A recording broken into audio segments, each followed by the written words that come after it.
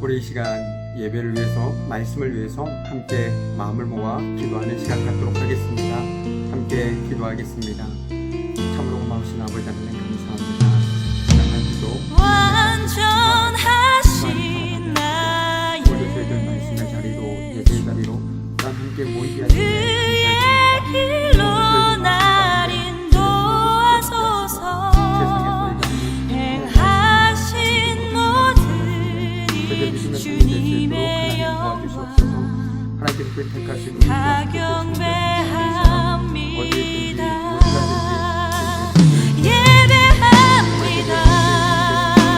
찬양합니다. 주님만 날 다스리소서. 예배합니다. 찬양합니다. 주님 홀로 높임 받으소서.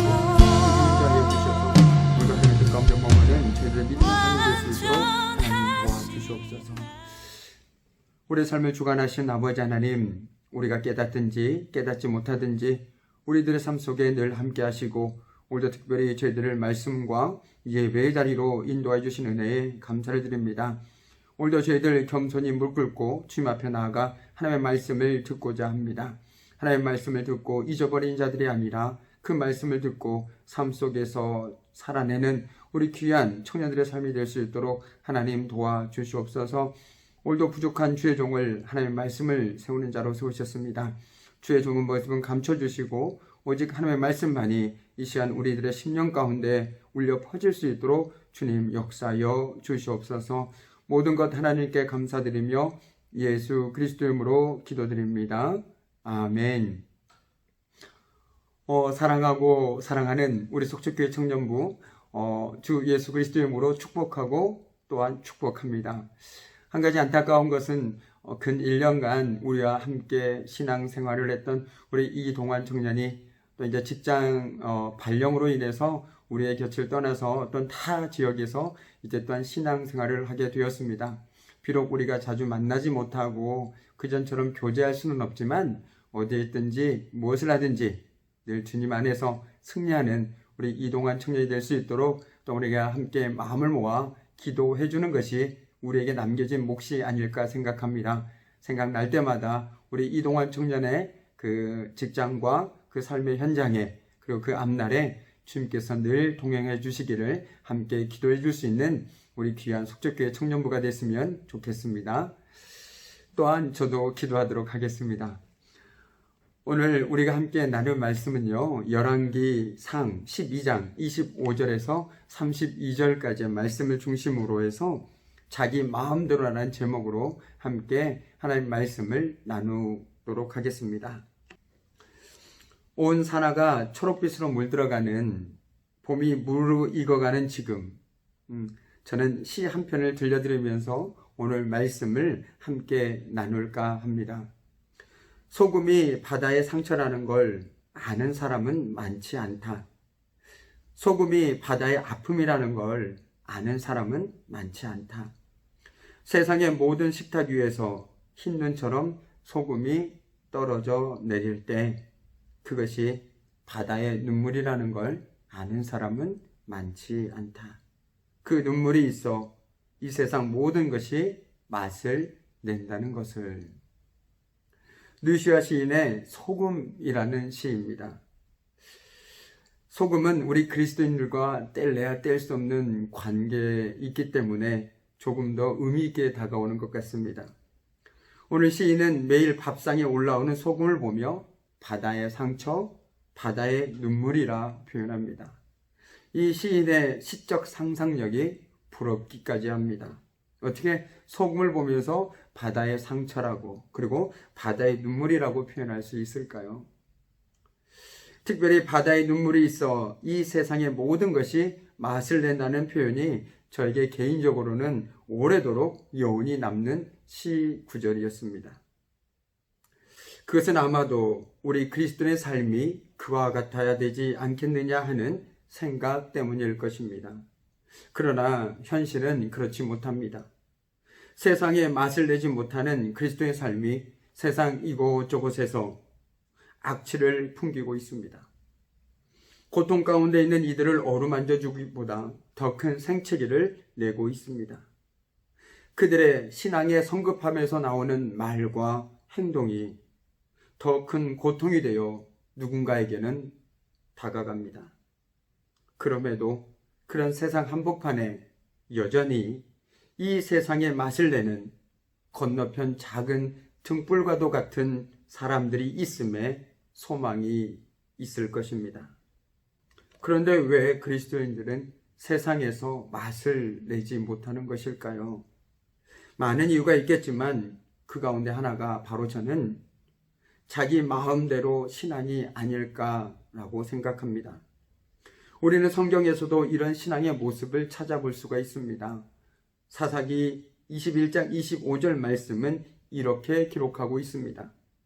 그때에는 이스라엘의 왕이 없었으므로 사람들은 저마다 자기 뜻에 맞는 대로 하였다라고 말이죠.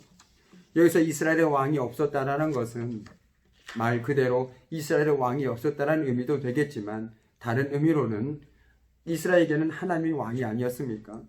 그들이 하나님을 왕으로 주인으로 모셔드리지 않고 자기들 마음대로 자기들 생각대로 섬겼다라고 표현할 수도 있겠죠. 그래서 이는 자기 좋을 대로 자기 생각대로 신앙생활을 했다라고도 바꿔 이야기할 수 있을 것 같습니다.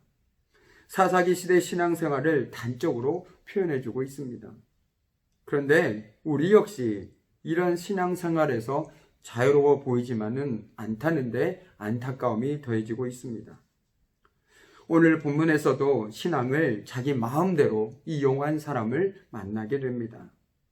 하나님께서는 왕국을 분열시키셔서 10개 지파의 왕으로 삼으신 여로보암이 바로 그 사람이라는 것이죠. 이스라엘의 초대 왕 사울이 그랬던 것처럼 하나님께서 선택하셨습니다. 이는 재능 있는 지도자 여로보암이 다윗의 길을 걷는 모습을 통해 솔로몬의 자손들이 다시금 하나님께 돌아가기를 원하는 마음으로 하나님께서 취한 조치였습니다. 두 왕조의 거룩한 경쟁 관계를 원하셨습니다. 그러나 여로보암의 생각은 달랐던 것 같습니다. 여로보암은 자신의 왕위를 다윗 왕조에게 언제 다시 빼앗길지 모른다는 생각에 시달리고 있었습니다. 그가 왕이 된 것은 솔로몬의 아들 르호보암과 백성들 사이에 발생한 갈등 때문이었고 그는 왕이 될 어떤 정통성도 가지지 못한 사람이었습니다. 만일 백성들과 르호보암 사이에 갈등이 해결된다면 그는 왕위를 유지할 근거가 없다고 생각했습니다. 이 불안은, 이 두려움은 무엇보다도 이스라엘 백성들이 하나님의 백성으로서 제사를 드리기 위해서 예루살렘 성전을 수시로 드나들고 있다는 사실 때문에 더욱 심각하게 느껴졌습니다. 이스라엘 백성들은 주요 절기가 되면 하나님께 예배를 드리려고 예루살렘 성전에 가야 했습니다.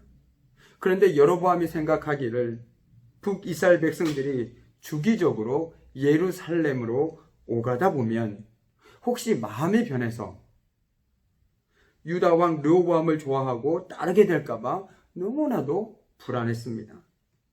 늘 그렇듯 불안은 불안을 더하고 걱정은 걱정을 낳죠. 오늘 여로보암 역시 마찬가지입니다. 불안과 걱정은 그를 점점 더 궁지로 몰아넣었습니다. 불안과 걱정이 그를 집어삼키고 말았습니다. 그 결과 자신을 왕으로 세워주신 하나님을 잊게 되었고 그분의 뜻마저 잊어버리는 결과를 초래하고 말았습니다. 대신 혼자만의 생각에 빠져 어떻게 하면 자신의 왕권이 위협을 받지 않을까만 생각했습니다. 마치 사울이 그 기간 동안 다윗에게 질투심이 멀어서 어떻게 하면 다윗을 없앨까 노심초사했던 모습과 흡사 비슷한 양상을 보여주고 있습니다. 그렇게 여로보암의 두려움과 욕심이 민낯이 서서히 드러나기 시작했습니다. 오늘 말씀 28절입니다. 왕은 궁리를 한 끝에 금송아지 상 2개를 만들었다. 그리고는 백성에게 이렇게 말하였다. 예루살렘으로 올라가는 길은 너희에게는 너무 번거로운 일이다. 이스라엘 백성들아, 너희를 이집트에서 구해주신 신이 여기에 계신다. 여로보암은 자신의 왕위를 유지하기 위해서는 백성들을 예루살렘으로부터 떼어놓아야 된다는 결론에 이르게 됩니다. 한마디로 예루살렘에 갈 필요가 없게 만드는 것이죠. 그리고 궁리 끝에 2개의 금송아지를 만들어서 베델과 단에 두고 백성들이 그것을 숭배하게 합니다.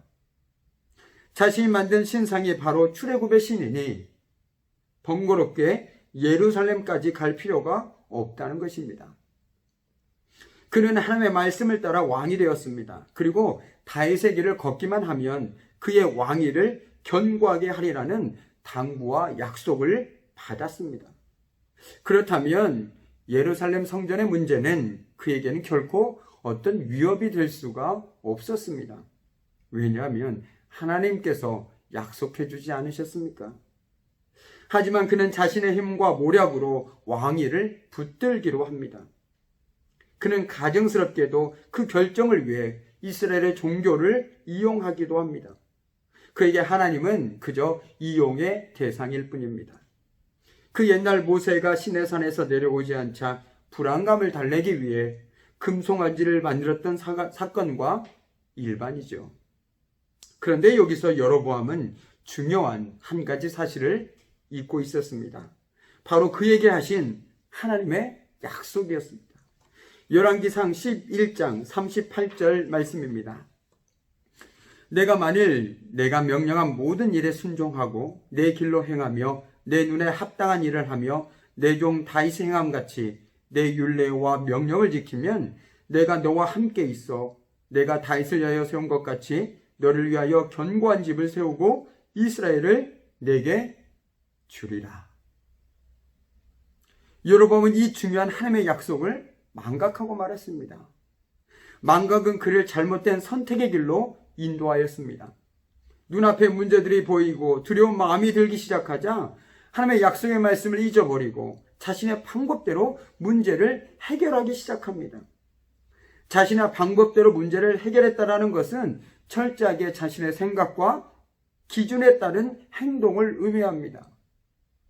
이 시점에서 여로보암이 자신의 생각이나 경험보다 하나님의 말씀을 앞세우고 그분의 뜻에 살았다라면 어땠을까 하는 아쉬움이 남습니다. 그분의 약속이라도 붙들었다라면, 아니 그분의 약속이라도 기억했더라면 그는 잘못된 선택을 하지 않았을 것입니다. 오히려 그 상황 가운데서도 요동하지 않고 하나님만을 잠잠히 신뢰할 수 있었을 것입니다. 저와 여러분에게도 마찬가지 아니겠습니까? 하나님께서는 저와 여러분에게도 동일한 약속을 주셨고 지금도 그 약속을 신실하게 지키고 이루어가고 계십니다. 그런데 정말 중요한 문제는 우리가 세상에 살면서 그 약속을 잊어버리고 살아가고 있다는 것이죠. 하나님의 약속을 잊다 보니 내 마음대로, 내 생각대로, 내 경험대로, 내 지식대로 무언가를 해결하려고 합니다. 그런데 해결은 되지 않고 오히려 두려움과 걱정과 근심만 더할 수밖에 없다는 것을 우리는 삶 속에서 매일 느끼고 살아가고 있지 않습니까? 저 역시 마찬가지입니다. 말씀을 이렇게 전하지만 순간순간 하나님을 잊어버리고 살 때가 얼마나 많은지도 모르겠습니다. 참으로 부끄러운 일이 아닐 수 없습니다. 그러나 다시금 말씀을 전하면서 말씀을 준비하면서 저의 마음과 생각을 하나님께 고정시킵니다. 그래, 하나님의 약속을 붙들고 살아가자. 내가 하나님의 약속을 붙들지 않으면 세상의 약속을 붙들 수밖에 없겠죠. 저와 여러분이 세상 속에 살다 보면 세상의 약속에 너무나도 익숙해서 그것에 끌려다니고 맙니다. 그것이 너무나도 달콤해서 그 세상의 약속을 철떡같이 믿고 살아갑니다. 그런데 하나님께서는 그때 우리에게 이렇게 말씀하지 않겠습니까? 내 약속을 기억하라 말씀하지 않겠습니까? 우리 역시 살다 보면 삶 가운데 여러 가지 문제를 만나고 그로 인해 두려움과 맞닥뜨릴 수밖에 없습니다. 그때 우리는 자신도 모르게 불안에 떨고 자신이 할 수 있는 모든 방법을 총동원해서 해결해 보려고 몸부림칩니다. 살기 위해 몸부림칩니다. 그러다가 끝내는 절망하게 됩니다. 세상의 약속은 결코 우리에게 영원한 만족을 줄 수 없기 때문이겠죠. 우리의 모든 삶의 근본적인 해결책이 될 수 없기 때문인지도 모르겠습니다. 그러나 그런 상황 속에서 우리가 해야 할 일은 하나님을 신뢰하며 그분 앞에서 가만히 있는 것입니다. 이는 끊임없이 내 안에서 들려오는 두려움의 소리에 귀를 막고 하나님의 말씀에 반응하는 의지적인 행동입니다. 바꾸어 얘기한다면 세상이 주는 그 달콤한 약속을 물리치고 하나님의 약속의 말씀에 귀를 기울이고 그 말씀에 따라 내 삶을 반응하는 의지적인 행동이라는 것이죠. 모든 상황 속에서 하나님을 더욱더 신뢰하는 적극적인 행동입니다. 고 최문원 목사님께서 암투병 중에 작사하신 곡으로 유명한 폭풍 속의 주라는 찬양이 있습니다. 그 가사 중 일부입니다. 거센 파도 나를 덮쳐도 오직 주님만 바라봅니다. 내 모든 걸 아시는 주님, 모든 짐을 주께 맡기네. 인생의 끝자락에서 인생을 포기한 사람의 고백이 아닙니다. 우리는 그분에게 있어서 육신의 고통과 죽음의 두려움이 얼마나 그분을 끊임없이 괴롭혔을지 어렴풋이나마 짐작할 수 있습니다. 그 순간 그분은 두려움의 노예가 되기보다 하나님 안에서 자유를 누리기로 선택합니다. 하나님을 신뢰하기로 한 것입니다. 그렇게 주님을 전적으로 신뢰했고 고 최문환 목사님의 믿음의 삶은 감동이 되어 우리에게 전해지고 있습니다. 여러분이 잘 알고 있는 것처럼 저희 어머님 역시 암으로 투병 중에 있습니다. 그 어머님께 통화할 때마다 어머님께서는 저에게 꼭 한마디를 잊지 않고 하십니다. 하나님께서 나와 함께 하시는데 내가 뭘 걱정하겠냐라는 말씀이시죠. 그런데 그 말씀을 들을 때마다 저는 사실 부끄러웠습니다. 하나님의 말씀을 증거하고 하나님의 말씀대로 살자고 고백하지만 어머니의 병 앞에서는 한없이 작아지는 두려움과 걱정하는 저의 모습을 직면할 수밖에 없었기 때문입니다. 오늘 이 말씀을 준비하면서 제 스스로에게도 이렇게 얘기했습니다. 주님 앞에서 주님을 신뢰하고 기다리자. 어머님께서 저에게 말씀해 주셨던 것처럼 하나님께서 함께 하시는데 뭐가 걱정이냐. 이것이 바로 우리 믿음의 사람들의 고백이 되어야 되지 않을까요? 바로 이 믿음을 소유한 사람은 어떤 상황 속에서도 잠잠히 주님을 기다릴 수 있지 않을까요? 그런데 여러분, 우리가 이 시점에서 반드시 기억해야 할 것은 여기서 말하는 기다림을 그저 단순한 수동적인 기다림으로 착각해서는 안 됩니다. 난 기다리기만 하면 하나님이 다 해주신다는 맹목적 믿음 또한 결코 아닙니다. 지금 제가 말하고자 하는 믿음은 하나님이 다 해주신다가 아니라 그보다는 어떤 상황 속에서도 우리는 최선을 다하며 주님을 신뢰하는 적극적인 믿음입니다. 내 뜻이 아닌 하나님의 뜻을 구하는 몸짓과 더불어 그분을 신뢰하면서 오는 확신에 찬 기다림입니다. 그렇기에 하나님 앞에서의 확신이 넘치는 기다림의 삶을 사는 사람은 그 누구보다도 치열하게 최선을 다하며 하루하루 살아갑니다. 어떻게든 되겠지 이런 식으로 살아가지 않습니다. 바로 그 삶에 하나님께서 하나님의 선하신 뜻과 방법대로 역사하실 주님을 기대하면서 살아갑니다. 우리가 잘 알듯이 요셉은 험난한 삶을 살았습니다. 그러나 그는 모든 순간에 하나님을 신뢰함으로 그분 앞에서 가만히 기다렸습니다. 저는 이 요셉의 기다림을 적극적인 기다림이라고 생각합니다. 구덩이에 빠져 사선을 넘나들 때도, 종살이를 하고 옥살이를 할 때도 그는 침묵하며 가만히 하나님의 개입하심을 기다렸습니다. 요셉은 누군가의 말처럼 하나님 앞에서 하나님이 계시지 않는 것처럼 그저 자신에게 주어진 삶을 최선을 다해 살아갔습니다. 저는 여기에 바로 우리 믿음의 사람들의 삶의 비밀이 담겨 있다라고 생각합니다. 우리는 모든 순간에 하나님 앞에서 살아갑니다. 그리고 가만히 하나님의 때를 기다렸으며 그의 삶이 그렇게 된 것은 하나님의 계획이 있었음을 믿음으로 고백합니다. 창세기 50장 20절에서 우리는 그것을 엿볼 수 있습니다. 형님들은 나를 해치려고 하였지만 하나님은 오히려 그것을 선하게 바꾸셔서 오늘과 같이 수많은 사람의 생명을 구원하셨습니다. 그는 믿음의 눈으로 삶을 그리고 고난을 재해석한 것이죠. 그러자 하나님께서 일하셨습니다. 이제 말씀을 마무리 짓도록 하겠습니다. 두려움과 욕심 앞에서의 여로보암의 행동은 오늘 사는 우리들에게 거울이 되어줍니다. 그는 두려움과 문제가 찾아올 때 하나님의 약속을 잊어버리고 자기 마음대로 자신의 방법대로 문제를 해결하려는 어리석음을 범하고 말았습니다. 그리고 그 모든 행동의 근원에는 다른 그 무엇도 아닌 바로 하나님을 신뢰하지 못함에서 오는 결과였습니다. 그런 맥락에서 본다라면 우리가 정작 두려워해야 할 것은 우리에게 닥친 어떤 상황이나 두려움이 아니라 우리가 바로 그 순간에도 하나님을 놓지 않고 그분을 신뢰하며 살아가느냐 하는 것입니다.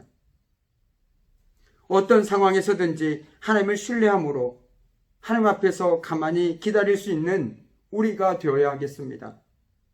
하나님 앞에서 하나님이 계시지 않는 것처럼 한 주를 주님을 신뢰하며 삶의 현장에서 최선을 다해 사는 우리가 되어 봅시다. 그래서 세상의 맛을 내는 그리스도인이 되어 봅시다. 끝으로 토마스 머튼이 이 세상에서 남긴 마지막 말로 말씀을 마무리 짓도록 하겠습니다. 오늘날 우리가 해야 할 일은 그리스도에 관하여 이야기하기보다는 우리 가운데 살아가시는 그분을 사람들이 느끼고 발견하도록 그분을 우리 안에 사시게 하는 것이다. 아멘. 기도하겠습니다. 참으로 고마우신 아버지 하나님, 오늘 여로보암의 삶의 모습을 통하여 정말 우리가 어떻게 살아야 하는지 고민하게 하시고 또 아버지 다시금 믿음 안에서 결단하게 하신 아버지 하나님 참으로 감사합니다. 우리의 생각과 우리의 뜻이 아닌 세상의 약속이 아닌 하나님의 약속을 붙들고 살아갈 수 있는 우리 귀한 청년들의 삶이 될 수 있도록 하나님 도와주시옵소서. 하나님께서 허락하신 삶의 자리에서 정말 믿음으로 적극적인 기다림을 가지고 정말 최선을 다해 살아가는 우리 청년들의 삶이 될 수 있도록 주님 도와주시옵소서. 이제는 우리 주 예수 그리스도의 은혜와 하나님의 그 크신 사랑과 성령님의 사귐과 임재와 다스리심이 정말 하나님께서 허락하신 삶의 자리에서 오늘도 확신에 찬 기다림으로 하루하루 살아가길 소망하는 우리 귀한 청년들의 삶에 그들의 가정에 그들의 삶의 일터 위에 지금부터 영원히 함께 하시기를 간절히 축원하옵나이다. 아멘.